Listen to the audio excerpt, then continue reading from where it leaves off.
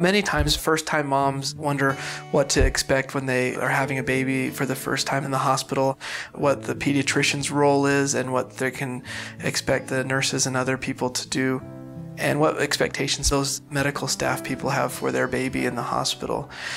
First of all, when moms are in labor, they'll register at the hospital and let the labor and delivery floor know who their OB is, and then a prospective pediatrician if they've chosen one already.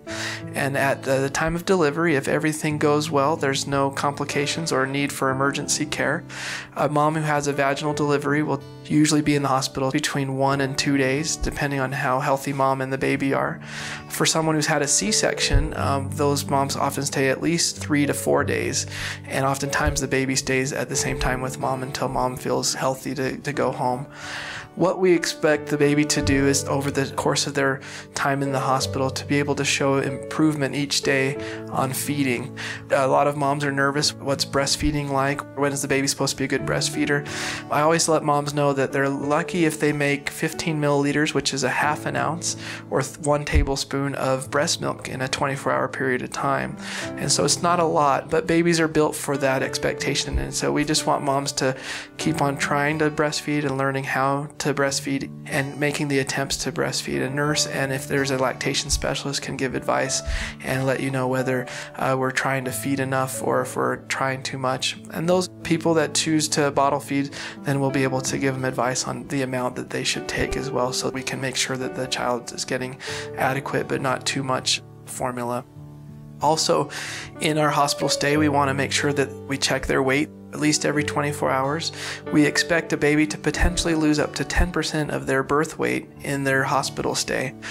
Most don't get that far, but we do expect some weight loss. Babies are built with extra water on board waiting for mom's milk to come in, and so there is a transition period of time where that happens. Moms don't have to be superstars. We just want them to try breastfeeding. As they're trying breastfeeding, that the baby will make improvements each day and that they maintain that weight range, and we'll report and discuss with them each day to make sure that they're reassured that their baby's doing okay.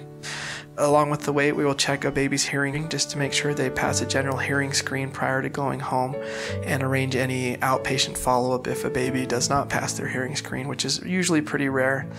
We also check their blood for, one, we do a test for random genetic screening. It's often called the PKU test. We check about 40 different potentially genetic illnesses, as well as some illnesses like hyperthyroid, to make sure a baby doesn't have a propensity for those illnesses, and we will check that at least once before the baby leaves the hospital, and again in the office in a couple weeks. But along with that blood test, we also check our jaundice levels. Jaundice is when a child has that yellow color, and some babies are more inclined to have jaundice than others and can be a risk factor if it's allowed to progress too far. So we keep an eye on that as well, and based on each day when we do the blood test, we can give parents advice on how often the blood needs to be drawn and how much they have to worry about it each day, and arrange any outpatient follow-up if needed. After getting these labs and doing these routine weights each day, then we'll send the baby home with instructions on what to expect, and depending on your pediatrician, we will arrange a follow-up as an outpatient within a day or two, or up to 2 weeks after birth, just depending on how things are going with feeding and with your parents' comfort level with their child's care. And of course, if there's any questions along the way during the hospital stay or shortly thereafter, the pediatric offices like mine will oftentimes have on-call people who can answer questions, or the nurse or myself during daytime hours that can give reassurance and give any advice, or encourage you to come back and see us in the office if there's any questions that we need to answer.